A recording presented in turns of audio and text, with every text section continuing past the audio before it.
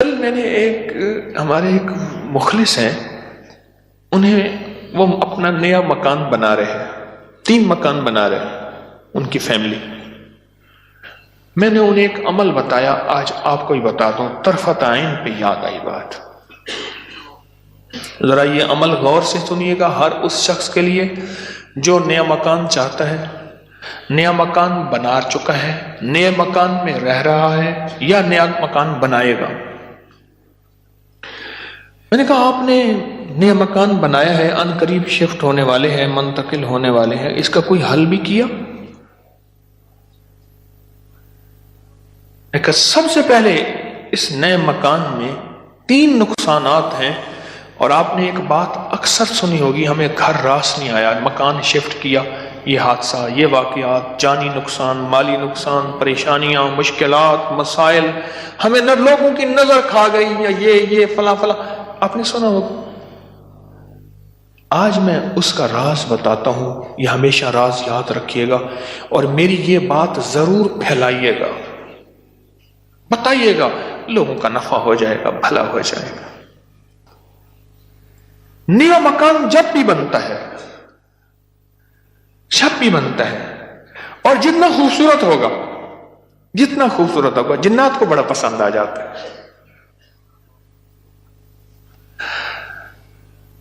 اب میں ایک صاحب نے مجھے ایک بات بتائی، وہ بات میں انہی کی زبان میں سناؤں گا، آپ وہ بات کی چاشنی بھی لے لیں، پھر میں بات مختصر کر کے بتاؤں گا۔ اما بالا کو قرآن پڑھیں دیا، یہاں تک سمجھ آئے گا؟ بچوں کو قرآن پڑھاتی تھی اما، تو ہم نے نیا مکان بنایا، اما نے میں ڈٹھا، اما کہہ دیے وانج حافظ کوئی درخت دی ساوی لکڑ بھانا، چمک بھانا، شاخ توڑ کے لیا تازہ، اما تازہ چاک لو کے اوپر چڑھ گئی، نیت مار پوے، خدا خراب کر رہے، گلو سڑو، میرا گھر تک نظر یہاں، نکلو ہی تم، نکلو کہہ رہے اما ایسی دیواروں کو مار رہی، ایسی ہم نے کہا یہ پتا تھا اما کے پاس جنات بھی پڑھتے ہیں، آتے بھی ہیں، اما جنات کا دم بھی کرتی ہے، ہدیے کھانے وغیرہ بہت آتے تھے ان کے گھر۔ میں نے بھی اما کو دیکھا ہوا تھا، وہ میری نانی اما کی بہن بنی ہوئی تھی، ایک دوسرے کو ہدیہ دینے لینے کرنے۔ نانی اما کی طرف سے ہدیہ تھوڑے جاتے تھے، ادھر سے زیادہ جاتے تھے، کہ نانی اما کی جیب سے جاتے تھے، ادھر سے ہدیہ آتے تھے، تو اتنے ہوتے تھے کہ وہ تقسیم ہوتے تھے۔ تو کہ نانی اما، میری اما نے نا مار مور کے ہانپتی کانپتی اما آ گئی، کہہ رہے بس نکل گئے۔ اما کیا ہے؟ کہہ رہے نیا مکان بنایا، ان کو اچھا لگا، گزرے جا رہے تھے، اوپر جو سیڑھیوں کی بمٹی تھی وہاں جا کے انہوں نے اپنا ٹھکانہ لگا دیا، مٹی لینے پہ ہاں اپنا سامان لگا رہے تھے، تو مجھے نظر آ گئے، نکال کے آئی ہوں۔ اچھا یہ ایک نہیں کئی واقعات ہیں۔ آپ کے گھر میں بہترین گھر بنا، اور آپ کے گھر میں گندی کیچڑ کے 5-10 کتے، جو گرمیوں میں نا آپ نے دیکھا ہوگا نالیوں میں کتے بیٹھے ہوتے ہیں، بڑی ساری زبان نکال کے ہانپ رہے ہوتے ہیں، گندی نالی میں پانی گزر رہا ہوتا ہے تو ان کا جسم کچھ ٹھنڈا ہوتا ہے، وہ گندی نالی والا کتا جب اٹھ کے نا اپنے بدن کو چھاڑتا ہے تاکہ کیچڑ وغیرہ، آپ کے گھر میں کتوں کا ریوڑ گھس آئے گندے، تو گھر میں کیچڑ ہوگی یا عطر کی بارش ہوگی؟ بدبو، غلاظت، نجاست، خباثت، یہی کچھ ہوگا اور کیا ہوگا۔ جس گھر میں شیاطین آ جائیں اور شیاطین کا پورا قافلہ آ جائے اور فیملی آ جائے، جو کہ ہر بیت الخلاء میں ہوتی ہے، خبث اور خبائث، مذکر اور مؤنث، مائی اور جوان، ہر بیت الخلاء میں ہوتے ہیں۔ جاجو جتنا بیت الخلاء کو ٹائلیں لگا دے، لگژری بنا دے، ہمیں دھوکہ ڈال دیا اس ٹائلوں نے اور شیشے نے اور کمکموں نے۔ میرے کملی والے نے فرمایا ہر بیت الخلاء میں فیملی رہتی ہے۔ بھائی میاں بیوی ہوگی تو بچے ہی ہوں گے نا، تو میں فیملی ایسے تو نہیں کہہ رہا، خبث اور تو سب سے پہلے تو جنات، شیاطین. دوسرا جو ہوتا ہے، جو روگ لگتا ہے، دوسرا جو روگ لگتا ہے وہ خود مزدوروں اور لیبر کا روگ لگتا ہے. غور سے سنیے گا، کتابوں میں لکھا ہے اپنے دھوئیں سے اپنے پڑوسی کو تکلیف نہ دو. اگر تم نے کوئی مسالہ دار چیزیں، اسپائسی چیزیں، لذیذ چیزیں بنائی ہیں اور تمہارے پڑوسی کو یہ قدرت حاصل نہیں تو اس کو تکلیف نہ دو. پانی شوربے میں زیادہ ڈال دو، کچھ اس کو دے دو. اور کتابوں میں یہاں تک لکھا ہے کہ پھلوں کے چیزوں کے چھلکوں سے پڑوسی کو تکلیف نہ دو. اگر کوئی اچھی اعلیٰ چیزیں کھائی ہیں تو اپنے پڑوسی کے گھر سے دور رکھو، اس بیچارے کو تکلیف ہوگی کہ اللہ میری جیب میں بھی ہوتا میں بھی کھاتا. یہ جو غریب لیبر آتی ہے، بھئی لیبر تو غریب ہی ہوگی نا، مستری مزدور، ان کی نظر کھا جاتی ہے، ان کی نظر کھا جاتی.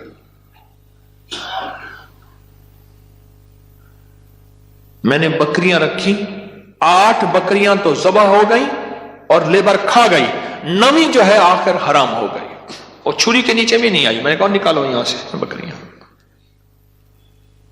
8 تو چھری کے نیچے آئی اور 9ویں جو ہے وہ خود حرام ہو گئی. اور تیسری اور آخری چیز، یہ میں آپ کو کہتا نا گھر راس نہیں آیا، یہ میرے پاس بہت واقعات آتے ہیں. اس کی نظر ہوتی ہے، لیبر کی ہوتی ہے. اور بعض بندے ایسے ہوتے ہیں، اب تو سائنس ایول آئی اور بیڈ آئی پہ جاؤ، میرا لفظ لکھو سوشل میڈیا پہ، نیٹ پہ، پتہ نہیں کہاں، فیس بک پہ، ایول آئی بیڈ آئی. اب تو پوری دنیا کی سائنس نظر بد پہ پاگل ہو چکی ہے. پہلے کہتے تھے یہ ان کی قصے کہانیاں ہیں. ارے میرے کملی والے نے فرمایا، اور سائنس اس کی ریسرچ کو کہے سچ نہیں ہے تو ہو کیسے سکتا ہے؟ ہو کیسے سکتا ہے؟ حضرت علی کرم اللہ وجہہ کے فرامین بہت زیادہ نظر بد پہ، حسنین کریمین کے فرمان بہت زیادہ، آل رسول اصحاب رسول کے فرمان بہت زیادہ، واقعات بہت زیادہ، تجربات بہت زیادہ. اور تیسری اور آخری چیز انہیں میں نے بتائی کہ بعض اوقات ہم اپنے رزق کے حلال سے کسی سے سامان لیتے ہیں اور اس کا رزق مشکوک ہوتا ہے، اس نے کاروبار مشکوک رزق سے کیا ہوا ہے، اس سے میٹیریل لے رہے. غور سے سمجھے گا، باریک نقطہ ہے. ہم نے اس سے جو میٹیریل دیا وہ رزق مشکوک ہے اس کا. اس کی دلیل میں دیتا ہوں آپ کو. میں ایک بات کہا کرتا ہوں، آپ نے شاید سنی ہوگی کہ اگر میں محسوس کرتا ہوں میرا رزق مشکوک ہے تو اس مشکوک رزق سے کبھی روزے نہ رکھنا. میں آپ کو اکثر عرض کرتا ہوں، کسی ایسے بندے سے جس کا رزق طیب طاہر حلال ہے اس سے ادھار لے لے، ٹھیک ہے؟ اس سے ادھار لے کر جس کا رزق طیب طاہر اور حلال ہے اس سے روزے رکھ اور اپنے پیسوں میں سے وہ ادھار چکا دے. رزق کا اثر ہوتا ہے. ایک بزرگ کہتے ہیں میں نے دعوت کھائی 1 مہینے تک میرے جی میں آیا کہ میں کوئی گناہ بدکاری کروں، صرف ایک دعوت کھائی تھی. واقعات یہ 3 عوامل ہیں، 3 فیکٹرز ہیں بڑے، جو گھر کے اندر کہتے ہیں کہ گھر راس نہیں آیا. اس کا حل کرنا ہے صدقات، خیرات، اعمال، تسبیحات اور ذکر کے ذریعے. اس کا حل کرنا ہے صدقات، خیرات، اعمال، ذکر اور تسبیحات. اس کا حل کرنا ہے. اب یہ سنتے جائیے، غور سے سنیے گا، توجہ سے. نئے گھر میں جب بھی داخل ہوں، سب سے پہلے تو یہ سوچیں کہ میں گھر کس رزق سے بنا رہا. یاد رکھیے گا، مشکوک رزق، یا آپ نے ایسا موضوع چھیڑ دیا کہ اس موضوع کو مجھے کچھ بتانا پڑے گا. سب سے پہلے تو یہ ذہن نشین رکھیے گا، رزق مشکوک کبھی زندگی اور نسلوں میں چین سکون نہیں دے سکتا، کبھی نہیں دے سکتا۔ وہ کیسے ہوگا؟ اس کے میرے پاس واقعات ہی واقعات۔ میں ایک چھوٹا سا صرف واقعہ سناتا ہوں، میں نے کئی واقعے دیکھے۔ پتہ چلا کہ بیٹا فوت ہو گیا خودکشی میں، گرمی تھی، گھر تھا بڑا سارا، یعنی ادھر بھی گھر کے لان تھا، باغیچہ تھا، ادھر بھی باغیچہ تھا، بڑا بہترین گھر بنا ہوا تھا۔ اس وقت محسوس ہو رہا تھا یہ گھر کو بنے 35-40 سال ہو گئے۔ چارپائی جب پڑی تھی تو ہمارے ہوتے ہوئے دھوپ آ گئی، تو چارپائی کو میں نے گھسیٹا اور ایک بیل تھی بڑی خوبصورت، اس کے نیچے لے گئے۔ ایسی وہ بندہ رو رہا تھا، وہ اپنے علاقے کا مجسٹریٹ تھا، میں نے اس کی مجسٹریٹی دیکھی ہے۔ بٹھے والے کو حکم تھا کہ اتنی اینٹیں پہنچانی ہیں ورنہ بٹھا کسی شکایت کی وجہ سے سیل ہو جائے گا۔ سیمنٹ والے کے ذمے تھے کہ اتنی سیمنٹ کی بوریاں پہنچانی ہے ورنہ تو 2 نمبر سیمنٹ بیچ رہا، تجھ پہ آبجیکشن لگ جائے گا۔ ریت والے، اینٹ والے، ہر میٹیریل والے کے ذمے تھا کہ تو نے پہنچانا ہے، بہترین مکان بنا، بہترین مکان بنا۔ اس گھر میں رہا اور کبھی سکھ کا سانس نہ لے سکا۔ بیوی مر گئی، بیٹا اڑ گیا کہ میں نے ماں کو گھر میں دفن کرنا ہے۔ جو گھر کی پچھلی طرف کا باغیچہ تھا وہاں ماں کی قبر تھی، اور خودکشی مر کے کہنے لگا مجھے ماں کے قدموں میں دفن کرنا ہے۔ 2 قبریں گھر میں بنی ہوئی تھیں، بیٹھا ہوا تھا، ریٹائر، مر گیا، اور پھر اس کا کوئی وارث نہیں تھا۔ وہاں پتہ چلا اس شہر میں کہ ہمارے مرشد آئے ہیں، کچھ لوگوں کو بھاگ آئے۔ ایک بابا آیا ریٹائر، تو میں نے کہا بابا جی مرشد بس میرے گھر چلیں، دعا کر دیں، کھانا کھا لیں۔ میں نے کہا کس لیے؟ میری دعائیں ہوں گی؟ میں نے کہا ایک چیز پہ دعا دوں گا کہ اس بابے کی آپ نے خدمت کرنی ہے، تو خود بھی بابا ہے، اس کی خدمت کرنی ہے، اور اس بابے کی موت تک وہ بزرگ بابا، وہ بھی زندہ ہے، اس کی خدمت کرتا رہا اور وہ دعائیں دیتا رہا۔ میرے اپنے چھوڑ گئے کہ حکیم صاحب تو آیا، اور کسی کو خدمت پہ چھوڑ گیا کہ میری چارپائی دھوپ پہ پڑی ہوتی تھی، میرے اندر سکت ہی ختم ہو گئی۔ ایک بڑھاپے نے مارا، دوسرا غموں نے مارا۔ بڑا لمبا واقعہ ہے۔ سب سے پہلے رزق کے حلال، نسلوں کے لیے راحت ہے، اور دوسری چیز ہمارے ایک جاننے والے ہیں، ان کی زندگی میں مسائل ہی مسائل ہیں، مشکلات ہیں، غم ہی غم ہیں۔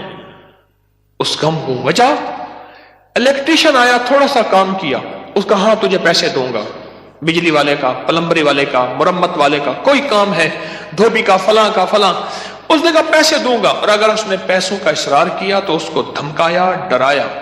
چھوٹے چھوٹے لوگوں کے پیسے کھاتا گیا، نسلوں میں غربت، تنگ دستی نے گھیر لیا۔ اب مجھ سے اعمال پوچھتے ہیں، اور رزق وہ ہوا جو کالا ہوا، دھن کالا ہوا، اور جس میں غریبوں کی آہیں ہوئیں، تو میں کتنے اعمال کر کے اس گھر میں کیسے سکون پائے گا؟ مجھے بتا تو صحیح۔ اس کی مثال پتہ ہے کیا ہے؟ خنزیر کو بڑے خوش و خضوع سے لٹا کے کہتا ہے بسم اللہ اللہ اکبر، تو خنزیر حلال ہو جائے گا۔